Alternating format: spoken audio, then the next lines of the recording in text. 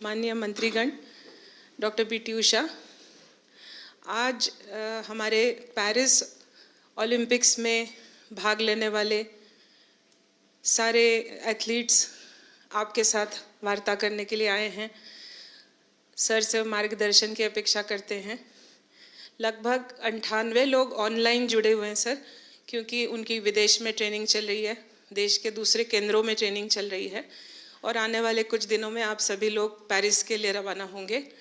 मैं अनुरोध करती हूँ सर से कि कृपया सबको मार्गदर्शन करें, प्रोत्साहन करें। धन्यवाद सर। आप सबका स्वागत है और जो साथी सब ऑनलाइन जुड़े हैं उनका भी स्वागत है।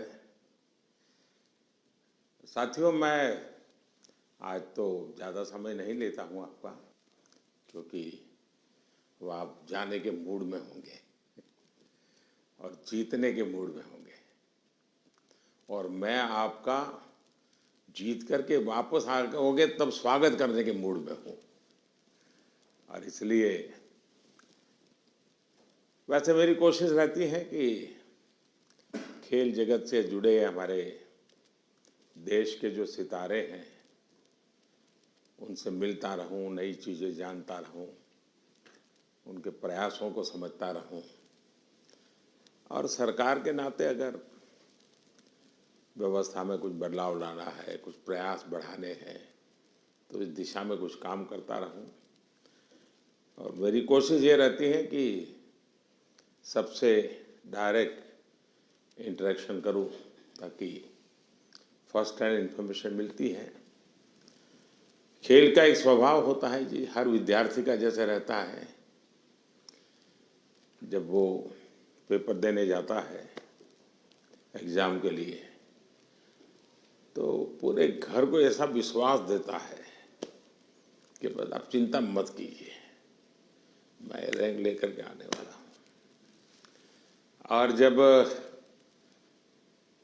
उसको तो पता चल जाता है एग्जामिनेशन में क्या हो रहा है, क्या कर पाएगा, ठीक गया नहीं गया, तो निकलते ही शुरू कर देता है। पंखे की आवाज़ बहुत आ रही थी, खिड़की खुली थी तो मज़ा नहीं आ रहा था, टीचर बार बार मेरी तरफ देखते थे। तो आपने देखे होंगे ऐसे स्टूडेंट्स, उनके पास बहुत सारे बहाने होते हैं और हमेशा वो परिस्थितियों को दोष देते हैं और ऐसे लोगों की कभी जीवन में प्रगति नहीं होती है।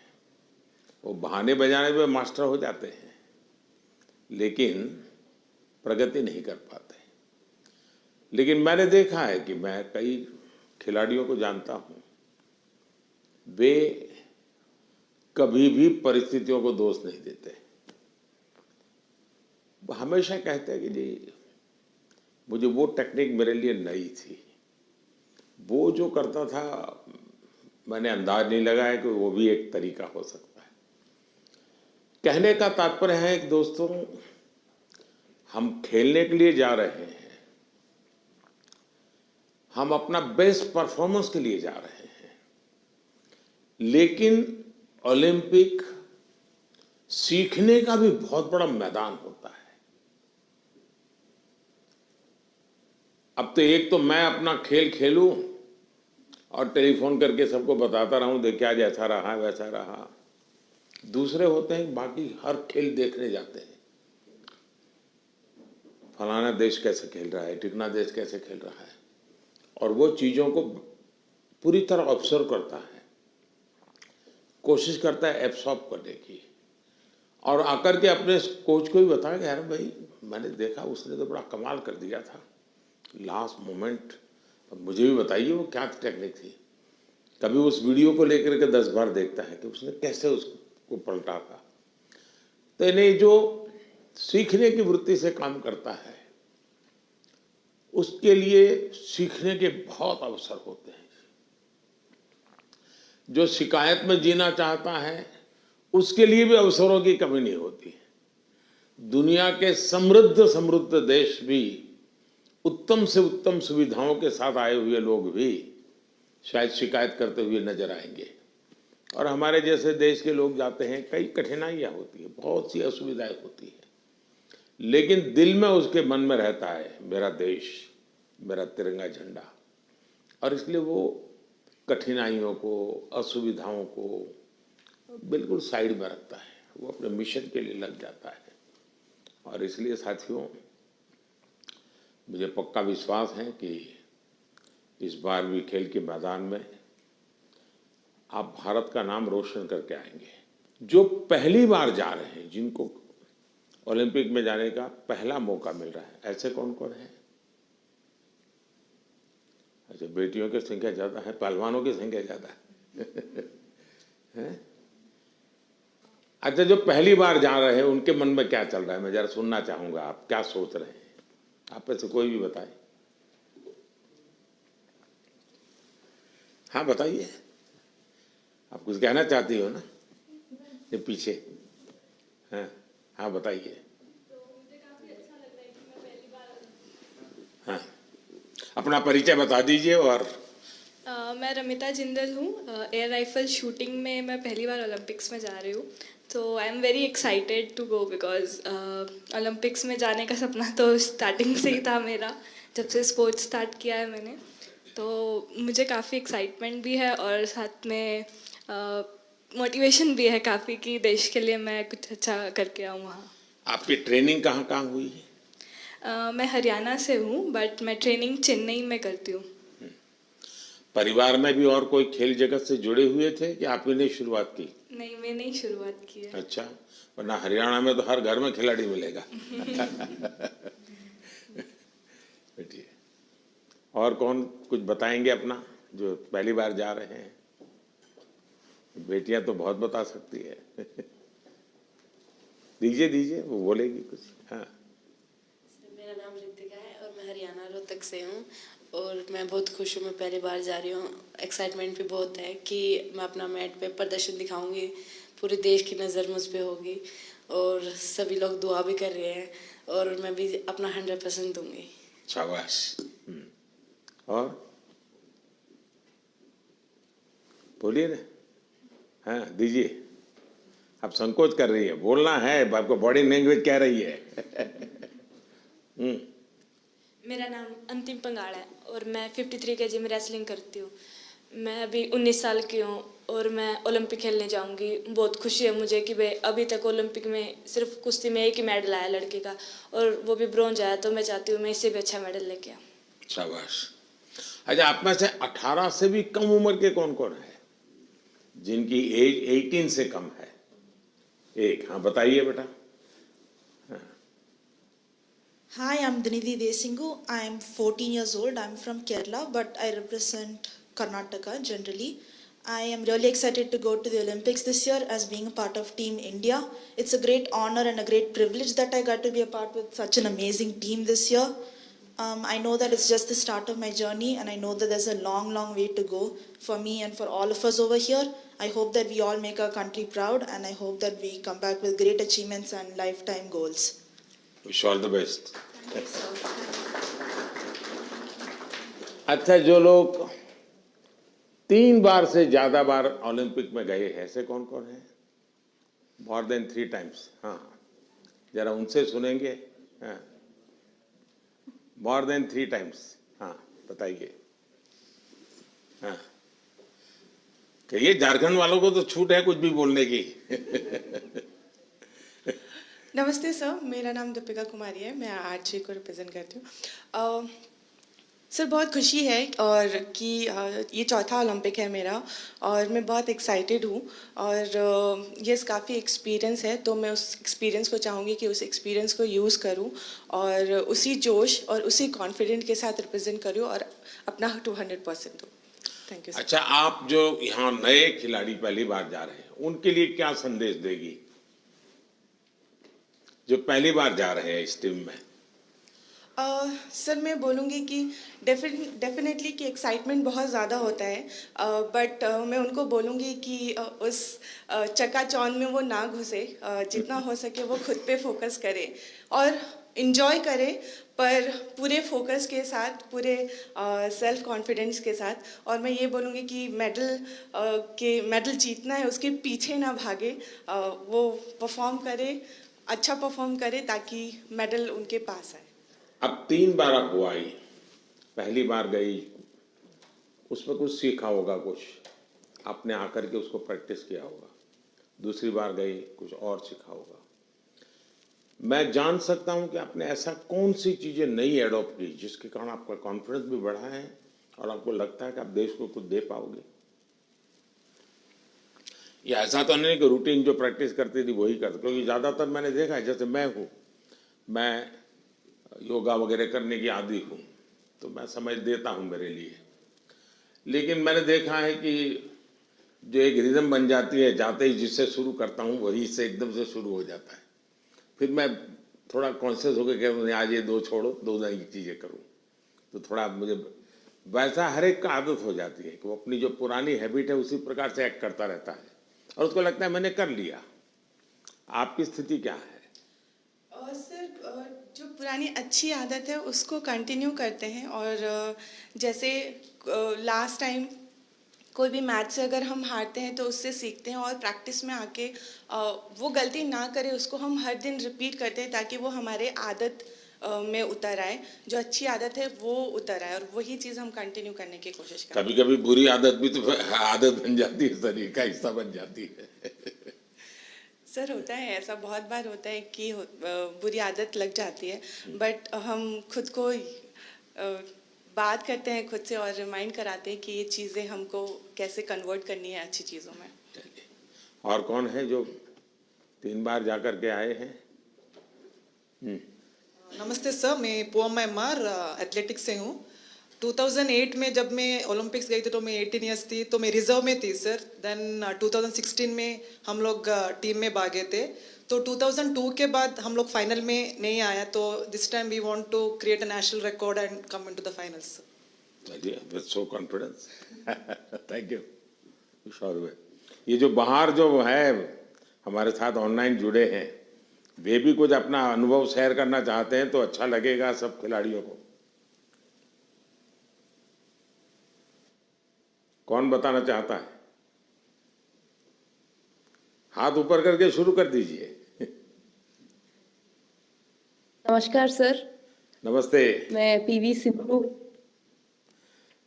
सर, मेरा अभी 3rd ओलंपिक्स में जा रही हूँ सर। तो फर्स्ट ओलंपिक्स में 2016 में सिल्वर लेके आई थी, और 2020 टोक्यो में ब्रॉन्ज लेके आई थी। तो इस बार I hope I change the colour sir, and I hope I come back with the medal. Obviously अभी बहुत एक्सपीरियंस से जा रही हूँ, but definitely it's not going to be easy, but I will try my best and hoping for another medal sir. Yeah. ये जो नए खिलाड़ी आ रहे हैं उनके लिए क्या कहोगी?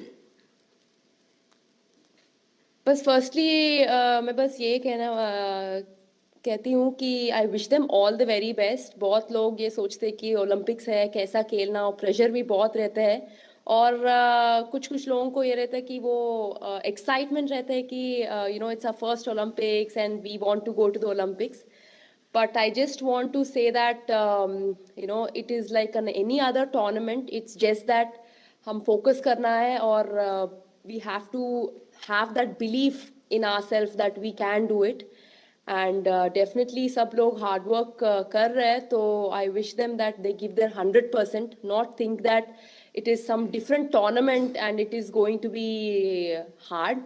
But I just want to tell them that it is like any other tournament, and I want them to give their 100%. चलिए, प्रेशर तो सब लोग सब।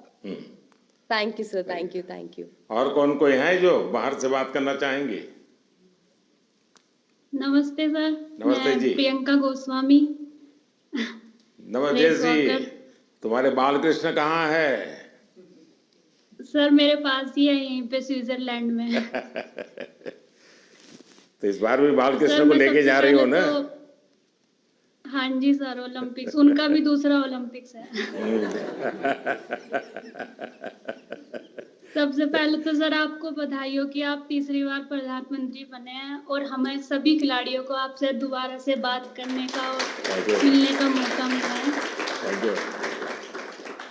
और सर जैसा कि दूसरा ओलंपिक्स है और मैं 3 महीने से ऑस्ट्रेलिया में ट्रेनिंग कर रही थी सरकार की तरफ से और अभी स्विट्जरलैंड में ट्रेनिंग कर रही हूँ टॉप्स की तरफ से।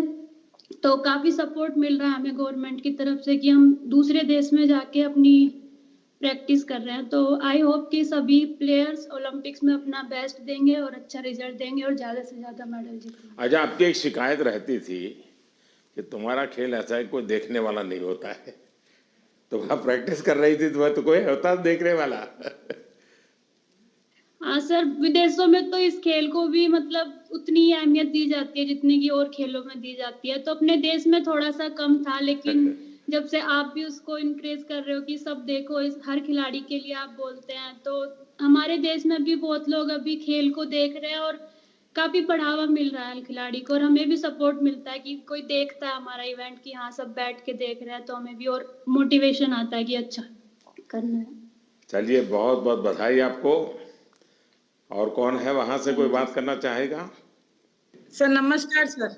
नमस्कार। मैं निखत बोल रही हूँ सर। मैं बॉक्सिंग में 50 कैटेगरी में इंडिया को रिप्रेजेंट करने जा रही हूँ ओलंपिक्स में, और ये मेरा पहला ओलंपिक्स है और मैं बहुत एक्साइटेड हूँ। एट द सेम टाइम अपने आप को फोकस रख रही हूँ क्योंकि पूरे देशवासियों का मेरे ऊपर एक्सपेक्टेशंस है, तो मैं उनकी उम्मीदों पे खड़े उतरना चाहती हूँ और अपने देश का नाम रोशन करके वापस लौटना चाहूँगी।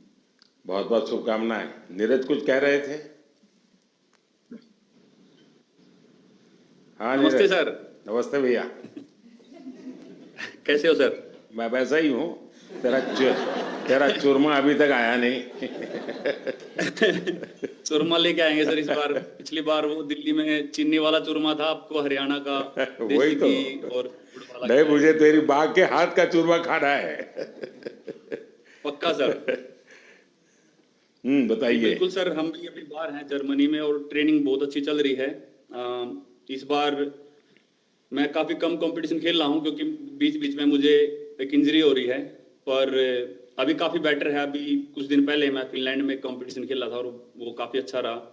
और 1 महीना है हमारे पास ओलंपिक्स के लिए और ट्रेनिंग बहुत बढ़िया चल रही है। कोशिश कर रहे हैं कि अपने आप को पूरा फिट करके जाएं पेरिस में और 100% दे सर अपनी कंट्री के लिए, क्योंकि 4 साल में आता है।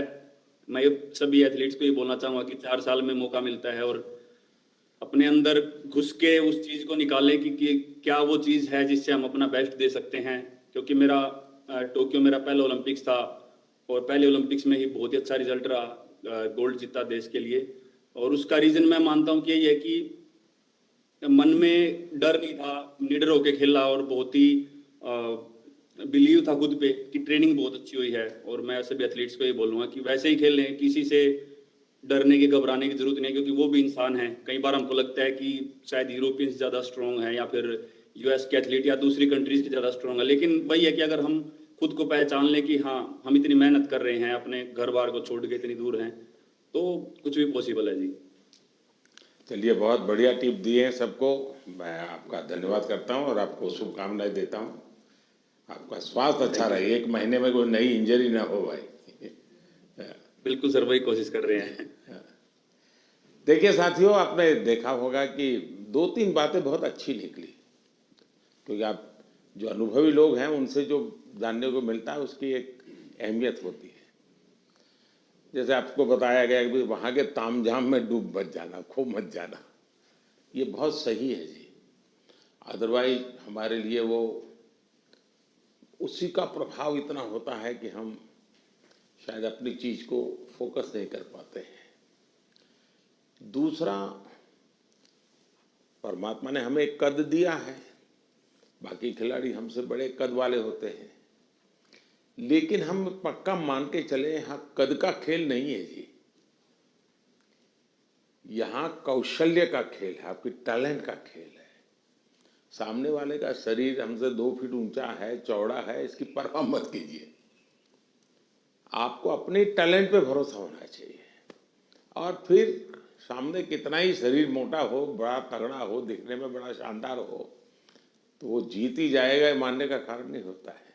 तो हमने कोशिश, अपने पास जो कौशल है, अपने पास जो टैलेंट है, उस पर ही हमारा फोकस होना चाहिए और वही हमें परिणाम देता है। आपने देखा होगा कि बहुत सारे लोग, बहुत कुछ आता है उनको, लेकिन एग्जामिनेशन के समय गड़बड़ हो जाती है। उनको लगता है यार याद नहीं आता है, फिर सोचता है, कुछ कोरिलेट करता है, और उसका मूल कारण उसका एग्जाम पर ध्यान कम होता है। उसका मूल कारण होता है कि अगर मैं अच्छा नहीं करूंगा तो घर वाले क्या कहेंगे, अगर मैं मार्क्स कम लाए तो क्या, उसी प्रेशर में रहता है।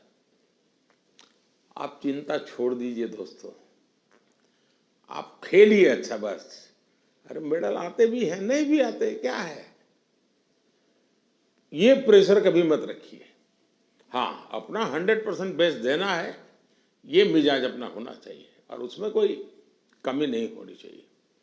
दूसरा, आप लोग जानते होंगे, आपको शायद ये आपके कोचेज हैं वो सब, ये आपके जो साइकोलॉजिकल जो ट्रीट करते हैं वो भी आपको समझाते होंगे। खेल जगत में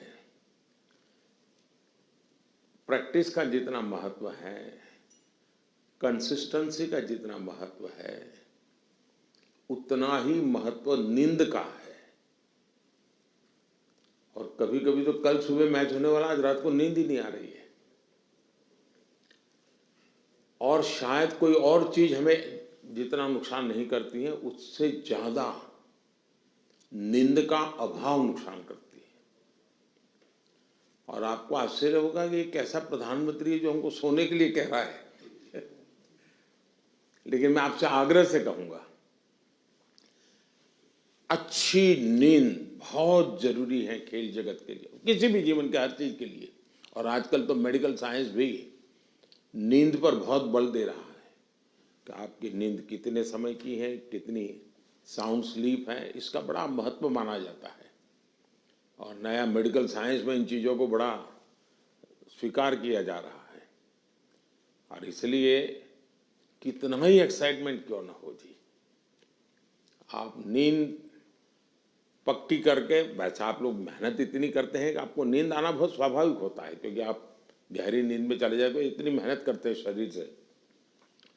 लेकिन शरीर की मेहनत वाली नींद एक बात है, और सभी चिंताओं से मुक्त सोना ये अलग चीज है। और इसलिए मैं आपसे आग्रह करूंगा कि आप नींद के संबंध में जरा भी कॉम्प्रोमाइज, और थोड़े दिन पहले इसीलिए भेजते हैं कि थोड़ा आप वहाँ पर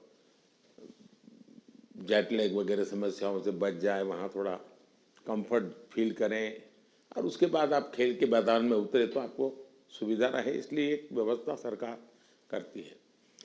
खिलाड़ियों की सुविधा के लिए इस बार भी कुछ नई नई चीज़ें करने का प्रयास किया है, लेकिन फिर भी मैं कह नहीं सकता हूँ कि हर एक को सब कुछ वहाँ सुविधाजनक होगा ही कि नहीं होगा, लेकिन कोशिश की है। इन दिनों हम वहाँ के जो भारतीय समुदाय है उनको भी जरा एक्टिवेट करते हैं, उनको मोबिलाइज करते हैं, जरा आप भी हमारे खिलाड़ियों के साथ जरा जुड़िए। कुछ डिसिप्लिन रहती है, इसलिए उतने तो निकट नहीं रह सकते, लेकिन फिर भी वो ख्याल रखते हैं, चिंता करते हैं। जिसका खेल पूरा हो जाता है उसकी तो भरपूर चिंता करते हैं। लेकिन हम कोशिश करते हैं कि एक प्रकार से आप लोगों के लिए कंफर्ट रहें, असुविधा ना हो, और आप लोग अच्छा परिणाम लेकर के आए। मेरी तरफ से आप लोगों को बहुत बहुत शुभकामनाएं हैं, और मैं आप लोगों का फिर से एक बार इंतज़ार करूंगा जब आप 11 अगस्त को तो सारा खेल पूरा होगा। आप में से लोग जल्दी जाएंगे, जल्दी आएंगे, ऐसा तो क्रम रहता है, लेकिन मैं कोशिश करूंगा कि 15 अगस्त को एक बार लाल किले पर जब कार्यक्रम होता है तो आप लोग भी उसमें उपस्थित रहें, ताकि देश देखेगा कि यहाँ से हमारे ओलंपिक खेलने के लिए जो गए थे, क्योंकि ओलंपिक खेलने जाना ये भी बहुत बड़ी बात होती है जी। खेल में क्या करके आते हैं वो तो उसमें 4 चांद लगा देता है, लेकिन देश के अंदर इतना सारा खेल जगत के लोगों का होने के बाद आप में से खेलो इंडिया से निकल कर के खिलाड़ी बने ऐसे कितने हैं? अच्छा, ये भी काफी लोग हैं।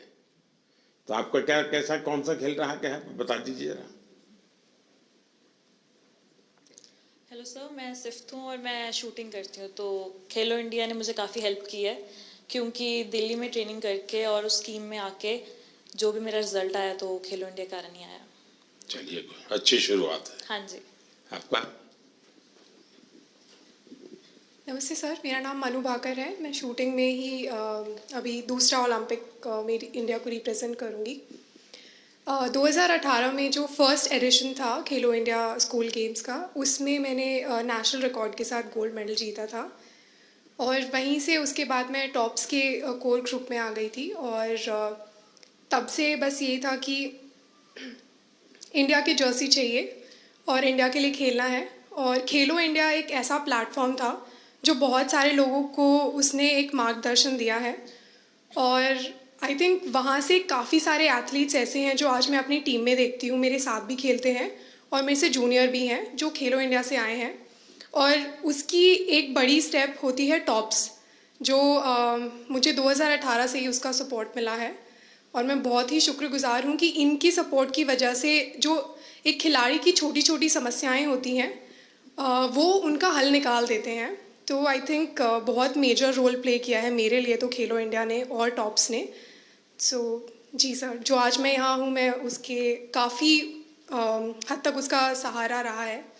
जी शुक्रिया सर। चलिए, बहुत शुभकामनाएं आपको। और कोई है जो कुछ कहना चाहते हैं, आप अपने हिसाब से कुछ बात बताना चाहते हैं? हाँ, नमस्कार सर, मैं हरमनप्रीत सिंह हूँ हॉकी टीम से। तो सर, लास्ट टाइम जो हमने ओलंपिक में ब्रॉन्ज मेडल जीता था 41 ईयर्स के बाद, तो वो बहुत हमारे लिए प्राउड मोमेंट थी। एंड क्योंकि हॉकी की जो हिस्ट्री है वो बहुत बड़ी रही है एंड इस बार कोशिश बहुत अच्छी चल रही है। एंड फैसिलिटीज़ की बात करूँ, सब दिख रहे हैं। हाँ जी आपकी टोली। तो फैसिलिटी सर, हम बेंगलोर साई में रहते हैं तो one of the best facilities हमें मिल रही हैं। जैसे आपने रिकवरी के बारे में बोला, स्लीप के बारे में बोला, और वहाँ पे जो हमारा रिकवरी का है, फूड से लेकर सारा कुछ सर बहुत अच्छा मिल रहा है हमें। और इस बार भी हम पूरी अपनी मेहनत कर रहे हैं एंड टीम हमारी जो है बहुत स्ट्रांग है। तो उम्मीद करते हैं सर इस बार और बेहतर करें और देश के लिए मेडल लेके आएँ सर। शायद किसी एक खेल पर सबसे ज़्यादा देश का प्रेशर है तो हॉकी पर होता है, क्योंकि देश के सब लोग मानते हैं तो हमारा खेल है, हम कैसे पीछे रह गए। सबसे ज़्यादा प्रेशर रहता है हॉकी के खिलाड़ियों पर, क्योंकि देश का हर बच्चा ही मानता है ये तो हमारा खेल है, ये हम कैसे हार सकते हैं। बाकियों में तो कहते हैं हाँ भाई चलो हमारे लोगों ने कोशिश की, प्रयास किया, निकाल रहे हैं। ये हॉकी के विषय में कॉम्प्रोमाइज नहीं करते और इसलिए उनको मेहनत भी ज़्यादा करनी पड़ती है। लेकिन मेरी शुभकामना है, मुझे आप पक्का करके लाओगे, मुझे पूरा भरोसा है जी। Thank you sir. Thank you. चलिए साहब, मैं आपसे यही कहूँगा कि ये देश के लिए कुछ कर गुजरने का एक अवसर होता है। आपने अपनी तपस्या से इस स्थान तक पहुंचे हैं, अब आपके लिए अवसर है देश को कुछ देने का। और देश को देने के लिए खुद का बेस्ट खेल के मैदान में देना पड़ता है। जो खेल के मैदान में खुद का बेस्ट देता है वो देश के लिए गौरव लेकर के आता है। और मुझे पक्का विश्वास है कि हमारे सभी साथी इस बार पुराने सारे रिकॉर्ड तोड़ करके आएंगे। इस बार भारत की कोशिश है कि हम 2036 में ओलंपिक की मेजबानी हमारे देश में करें।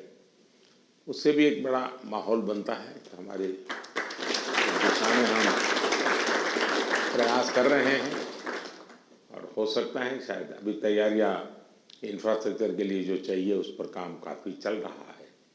जो भी एक्सपर्ट लोग हैं उस पर काम कर रहे हैं।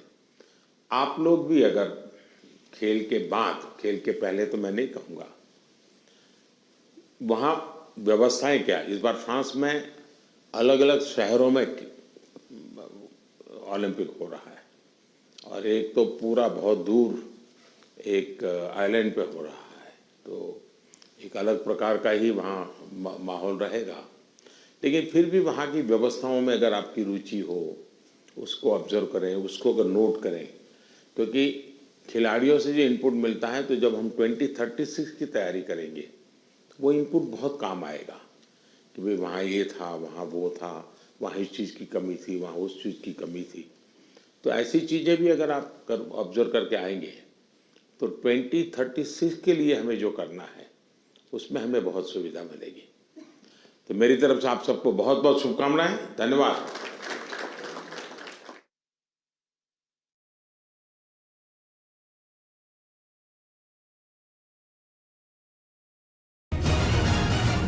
নিউজ এশিয়া, গণতন্ত্রের কণ্ঠস্বর।